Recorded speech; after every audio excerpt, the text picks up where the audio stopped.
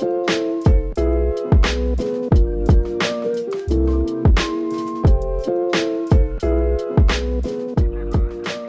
I'm Jim. And I'm Kate. And welcome to episode 6 of the Creative Content Studio podcast. What are we talking about today, Kate? We are talking about branding your podcast. So name, artwork, and intros, jingles, that sort of thing.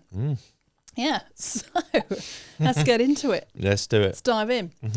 So first thing really is name. So how important is the name of your podcast really? Exceptionally important, I would say. Okay. I don't know if we've talked about this before, but we're certainly going to talk about it now.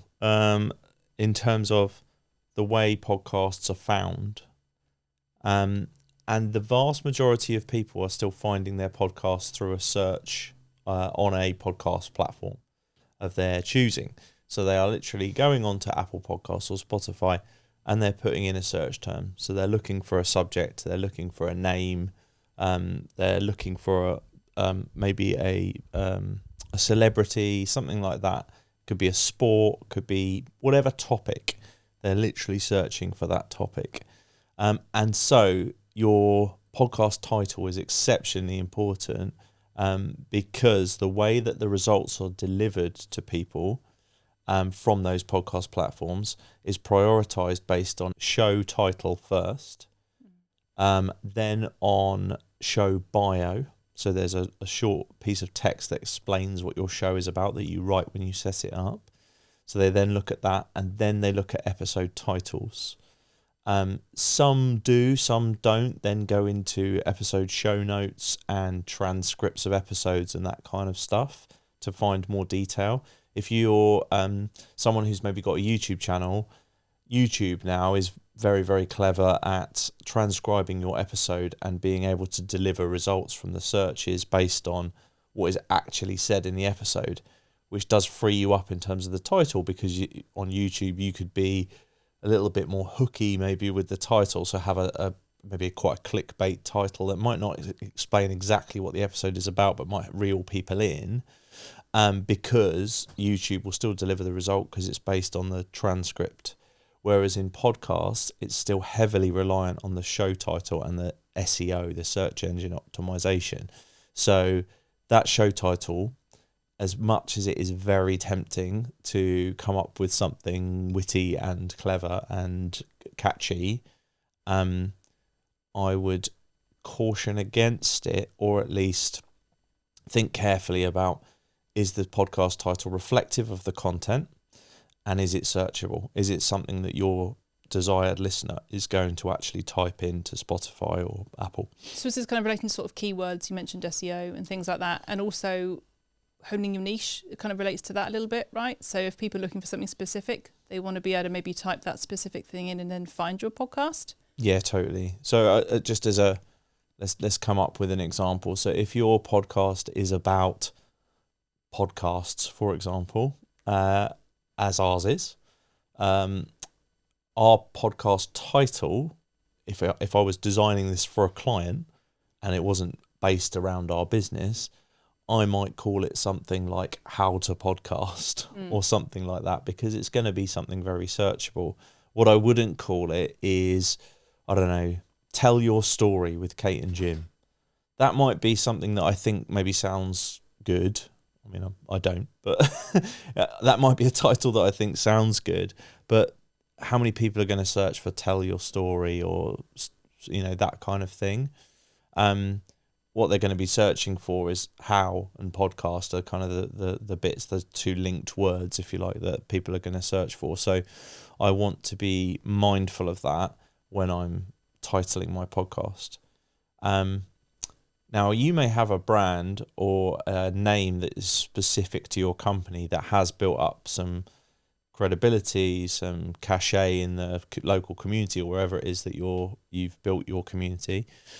And so you might want to use that title, but maybe it's not very searchable. So, I don't know, say you've got a landscaping business called Grounded or something like that. And you think, I'll call my podcast Grounded with Kate and Jim, you know?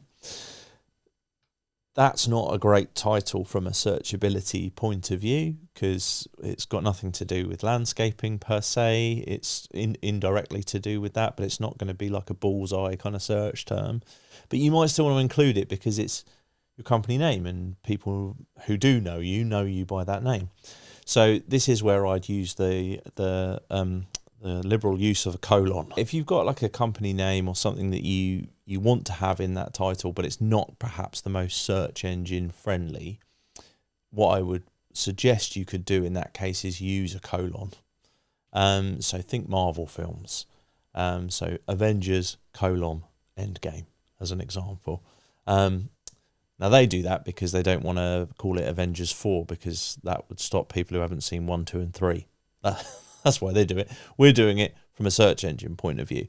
So we still want our branding in there. We still want Grounded is our landscaping company. We still want that in there. But we want maybe to put landscaping, if that's our search term. I don't know if there's better ones for landscaping companies, but we want that in the title. So we might call it Grounded, Mastering the Art of Landscaping, that sort of thing. Or How to Landscape, that kind of stuff. Mm-hmm. Something that's going to be searchable for our listener base. Forgive me if landscaping and landscape wouldn't be the terms. There might be better ones, I don't know. But I think that's fine. They sound like they would be right to me. I don't know. But yeah, so think search terms with your title. Try and avoid things that are too generic, too non-specific, not niched down enough to what the thing is that you're talking about. And I think we've had a few questions like this from people about whether, I don't know if I'm wording this right, but like you mentioned about sort of linking it to something that maybe you've already got created as part of like a profile or anything. Obviously, some people are already on social media with certain profiles that they've curated over time that are linked to their company or their brand already. And a few people have asked, like, should they like use that, not necessarily link it. You can link it to it, but post it all under that whole profile or create a whole brand new one for the podcast itself. Right, yeah, okay. So I've just had a couple of people have asked that. I just didn't know what your advice. So should you create social media profiles specific to the podcast? Yeah. If you've already got an established presence. Yeah. Based on and a business. Maybe like collaborate with that, or like, you know, post. You should post it on both, or should you have like its own channel? If that makes sense. You can do. I suppose, like, what's the intention of the podcast in the first place? Like, if the podcast's intention is to become its own successful thing, then I think why not have its own profiles and link them to yours and that kind of thing, and then you can cross-post and collaborate and things like that when you post something on, say, Instagram. If that's not your intention to have a great podcast, which I know sounds a bit odd, but for a lot of brands, companies, etc., entrepreneurs, their intention with having a podcast is to give them a whole heap of social media content and almost to give them the credibility of they are also a podcaster, which in people's minds now, I wouldn't say it's quite on the same level as like being an author, but when you hear the words so-and-so is an author, it lends a credibility to their offering, whatever it is, their expertise in an area, to you is kind of confirmed by the fact that they're an author. I may have never read their book and may never read their book, but if I see, I don't know, say, imagine somebody on LinkedIn and they're, you know, founder of X company, author, they've done a TEDx talk, you know, that's probably another one of those things that gives credibility. Podcasters up there with in the same kind of bracket. Not maybe quite as high up as author or TEDx, but it gives some credibility. It says, oh, if this person's got a podcast and they talk on this subject, they must have some knowledge, they must have some expertise. So it can give you that, and then it can give you a whole ton of content that you can repurpose. So social media clips, LinkedIn posts, you can atomize your content, so make it smaller basically for YouTube and things like that. So you could cut, say you've got an hour-long episode, you could make, and you talked about 3 or 4 subjects, you can hone those subjects down from each episode. So you've got a 10-minute piece on one particular subject that goes on YouTube. Or you carve it up even smaller, it goes on LinkedIn. You carve it up even smaller, it goes on Instagram, and so on. So there's a whole ton of things there. You can also do is transcribe your podcast and use it as a blog post, which is a great use of your podcast. Again, it gives you a ton of content that otherwise you would have had to write. So if you imagine you're a company owner and you're trying to get your name out there, you're trying to build a presence, so on and so forth, or an entrepreneur, business coach, that kind of thing, and you want to gain credibility with an audience. And I said to you, right, well, what you've got to do is write a blog, and you've got to make 10 social media clips a week, and you've got to post to LinkedIn, and you should start a YouTube channel. That's a lot of work. If I said to you, you can take a podcast and then carve all of that stuff up into all those other things, so it's a kind of one and done, the podcast is the center of that particular universe for your content creation, then that seems like a much more efficient use of your time, if you ask me. I've even seen people successfully write books that are essentially the transcripts of their podcast. So there's a great podcast that is run by a business networking group. It's like a remote business networking group in a particular niche that I was involved in for many years. And it's got a whole heap of members, and they essentially did interviews with lots of entrepreneurs and CEOs over the course of about a 2-year period. Then what they did is transcribed all of those episodes and essentially turned it into a book that was about business lessons that they'd learned from all of these different voices. So they then became an author off the back of their podcast. Hadn't really written too much. They wrote little intros to each interview, but most of the book was transcripts of interviews. Mm-hmm. So your podcast can be the center of that particular universe, if you like. And I suppose if you're using it and cutting it up and posting it on all the different platforms, then you're ensuring that your brand is consistent that way as well. So because you're kind of using the same content source. Does that make sense? Yeah, that's right. Yeah. So in regards to the moving on to artworks, we've kind of covered names and titles, and obviously how you can use it to promote yourself as well. But artwork, so what does it take, and is it important to make your podcast cover pop and be noticeable amongst all the apps?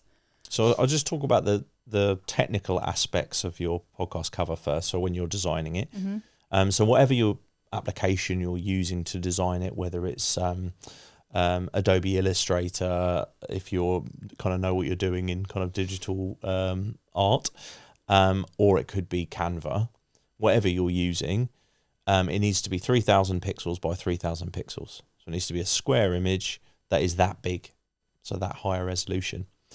It's going to end up, though, and this is the key point, so that's the technical bit, it's going to end up tiny, tiny, tiny, okay? So when people search for your podcast, there's going to be maybe 2 columns worth of podcasts and all their little covers and their titles on their podcast player on a 6-inch, whatever inch screen. So a pretty small screen in their hand. And that's where most people are going to find your show. So it needs to be able to pop. It needs to be noticed amongst a sea of other podcasts. So how do you do that, I guess? Text should be minimal. Use text very sparingly and keep it nice and big and bold and readable on a tiny, tiny screen. So avoid, I said about colons and things like that. I would probably actually avoid the colon piece on the podcast thumbnail, on the podcast cover. So if I'd called it groundscape, if I'd called it grounded, it's another alternative. There's another version. title. If I'd called it grounded, how to landscape, how to landscape, I'd take how to landscape probably off the cover and call it grounded. And then I would use imagery that conjured up the right context of the show. So kind of said landscaping without saying it. So color choices are kind of key in that particular case. There might be a picture of, in fact, I'd say try and have a picture of the host. Faces, emotions, things like that are really helpful. We're humans at the end of the day. In a very digital world, we still want to engage with other humans. So when we see a podcast thumbnail with a face that looks friendly, looks familiar, It's relatable immediately. It's helpful to us making a choice between that sea of podcasts. And you might do that if you're talking about your landscaping thing. As I said, you might do that in a setting that is relevant to landscaping in that particular case. But faces nice and large, title nice and bold, clear colours, not too busy, nice and clean, simple, but bold, good use of colour, all that kind of stuff. Make it pop. If you are using something like Canva or any kind of application that's similar, most of these things have got templates built in now so that you can have the right dimensions and things like that. So if you went into Canva and you just typed in new template and type in podcast cover, you'll find a 3,000 by 3,000 canvas for you to design on. Sweet. And they'll even give you kind of template versions of other things that you can maybe borrow with, although be a little bit careful with that, because what you don't want is a podcast that looks exactly the same as a lot of other people's. Type. Yeah. And obviously, this might be a silly question, but never a silly question. If you're running a business already, if you've got your own business with a logo, like, should it link to that in any way? Should it mirror that? Should it take any elements of that to, again, it kind of goes back to if you've already got an established profile for your business on social media and then you want to link it to your podcast somehow, is there any advice around that? If there's something really recognisable, then for sure, like, use it. And even if it's not recognisable yet, but you want it to be, you want to make this connection between, again, it comes back to your original purpose. If you're wanting to make this connection between your business and you, your brand and you, then yes, use elements. You may need to sort of slightly tweak your logo because it depends on your company. What's your logo designed to do in its regular state, if you like? So if your logo is designed to be on the side of a warehouse or an industrial unit, and so it's designed to be like 10 foot by 10 foot and seen from the side of a motorway or something. Some of them might not be transferable. Then it might not be transferable. But not necessarily the whole logo. But there may be elements. Colours, there may be colours or an icon within it. This may be a bit of an odd analogy to use, but I don't know if anyone's noticed this, but sports teams, I know lots of people have noticed it, but I don't know if any of our listeners have noticed this. They might have done, but sports teams in the last few years have gone through a bit of a push of like simplifying and modernising their logos. So they've gone from having, iconography that dates back to their past, maybe a castle in the back and things like that, or lots of complex images in their logos, to simplifying it right down to what is ultimately the core of that logo. So if you take West Ham United as a good example, what a surprise. As a good example of a logo that's been modernised recently, that had a castle in the background and a crest type shape, like a shield type shape behind it, and ultimately it's been stripped down to 2 crossed hammers and a shield. So it's very clearly identifiable in a variety of settings. So it can be used on a tiny YouTube thumbnail for their YouTube channel. So this does connect back to a brand somewhere. They could use it on a YouTube channel. They've got a podcast. They could use it on the podcast. They can use it on a kit. They can use it on the side of a stadium. It will work anywhere. But it's not what the original kind of logo was. So they've kind of gone the full hog and redesigned the entire logo. You don't need to do that, but because you might have a really established brand that you like the logo of. But use elements. Use elements that make sense. Use colours that make sense. Those sorts of things. Anything that's recognisable. Again, it's a sea of thumbnails. If somebody does know your brand, or you want your brand to be synonymous with a certain colour, you want it to be synonymous with green, say. You want that green to be recognisable and it stands out from the sea.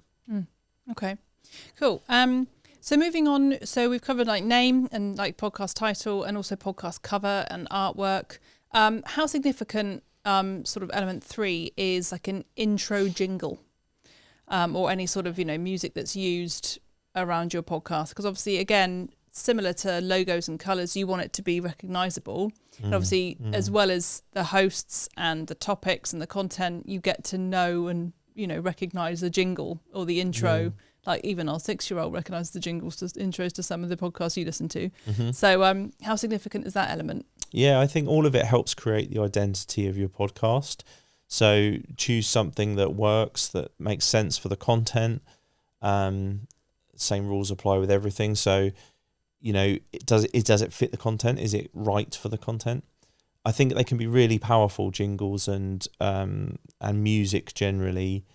If you think about some of the most famous brands in the world, adverts and so on, there are brands that if you just whistled 3 notes, you would know what that company was. So if you have that already, then great. If you don't and you're trying to build it, then a podcast is a good place to kind of use that. So yeah, pick something that works with the content. So if your content is incredibly serious, maybe, when you're going through stock music or whatever, don't choose something that's too light, and vice versa, or something that sounds like it's from a kid's YouTube channel when actually it's like a business podcast, those kind of things. Pick something that's sensible and makes sense for your content first and foremost. Do you have to is another question. No, you don't. That's up to you. It's a stylistic choice. So you might choose that actually we're just going to go straight into the podcast. Most do have something though, even if it's like a short music cue that just maybe 2 seconds, 3 seconds long. That's just, this is the start of the show. Some go a little longer and they might go a 30-second audio, 30-second music bed with the host doing a voiceover over the top that explains what the show is. So that if that's your style, if that's what you want to do, if you want to make it clear what the show is about, then a music bed might be a good place to have that if you're saying the same, if it's the same, ultimately the same message every week. Okay, cool. How does your brand voice tie into your podcast style? Yeah, so this is actually a really important point, and it might sound like it's similar to some of the things that we've talked about, but actually it is a slightly different and very important point to touch upon. So what we've talked about so far have been a lot of the kind of the visual elements, the kind of aesthetics, if you like, of your brand. It might be font types, it might be color choices, it might be titles, it might be a music cue that if your company's big enough to have an ad, or maybe it's already got a YouTube channel or something, or maybe even just a social media presence that uses a particular music cue, then okay, all of that links in. But tone of voice is something slightly different. So if you think about like the copy that you have on your website, the copy that you have maybe in adverts or pamphlets that you might give out, or leaflets, that flyers, whatever you do as part of your marketing, there's a tone of voice in that.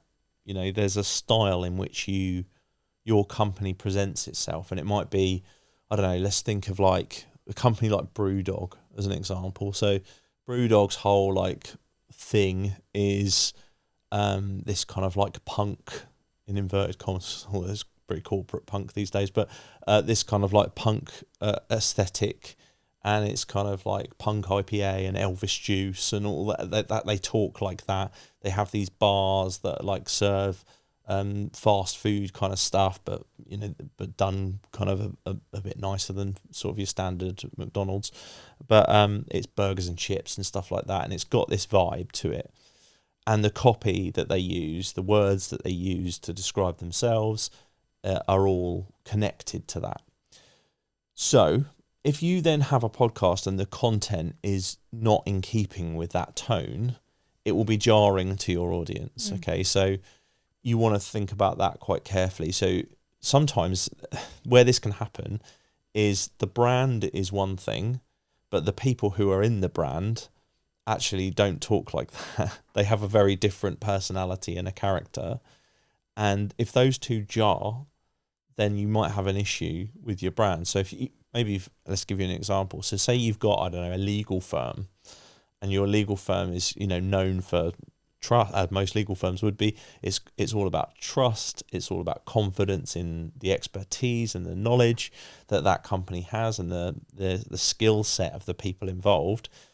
And you think, oh, let's start a podcast, and we can help to give people kind of a foot into our world, and maybe like give them some broad strokes not legal advice per se, but we might give them an idea of some of the legalities that apply to everybody. It might be that you're talking about wills and probate or stuff, there's all kinds of things you could touch upon, like day-to-day family law kind of stuff.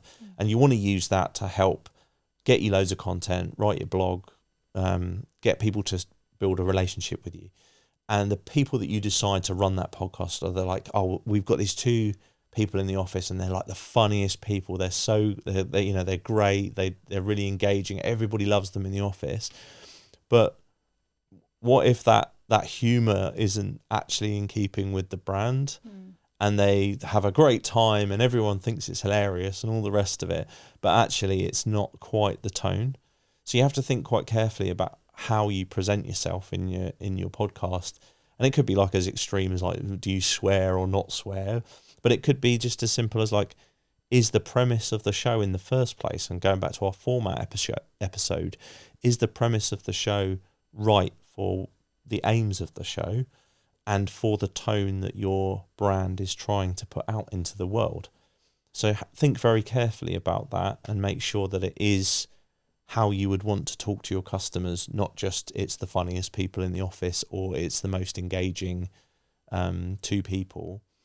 And if it is they're engaging but they haven't quite got the tone, then that may be something you need to work on with them to get them to host your show. Yeah. Okay. And sort of overall, when you're kind of starting your podcast or maybe revamping it and, reevaluating it in some way, or if you're at the stage of thinking about titles and looking at artwork and thinking of, all the different elements of starting a podcast or generally creating one, is it a good idea maybe to kind of brainstorm a little bit, take your time over it, and also maybe get some other people's opinions in to kind of think, do you think this works? Is this punchy enough?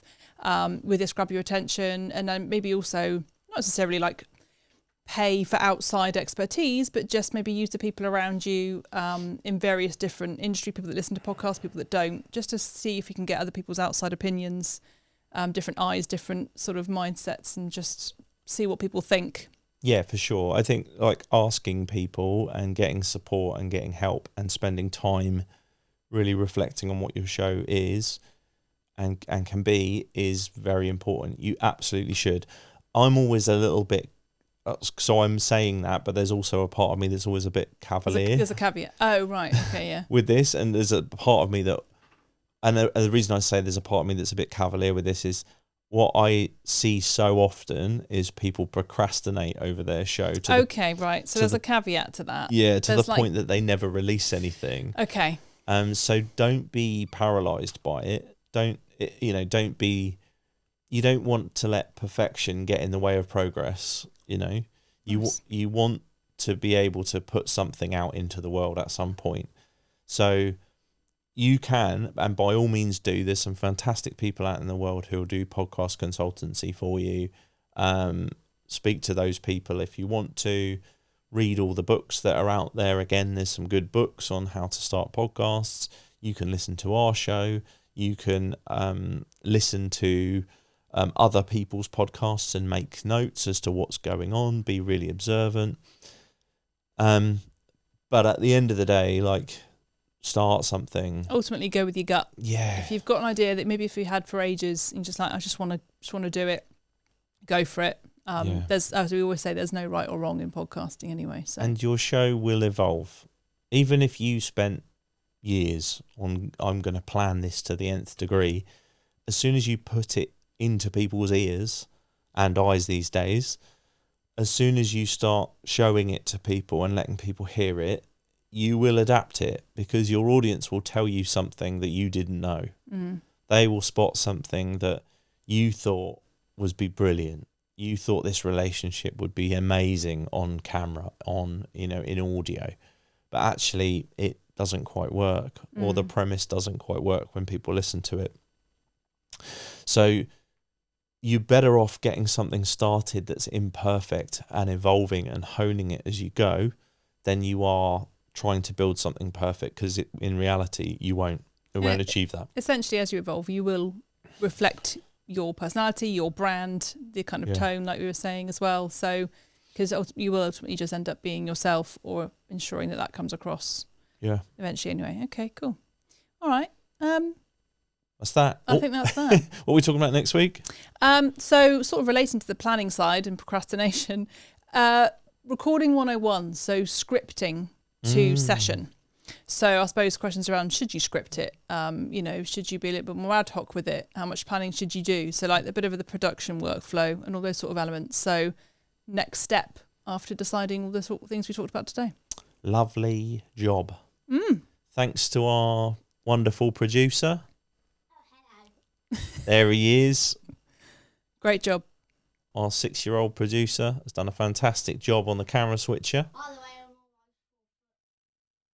He's almost 4 foot, he tells us. Yeah. Fantastic news for all of our listeners. Right. Cool. Thank you, Jim. That's that. See you next time. Bye-bye.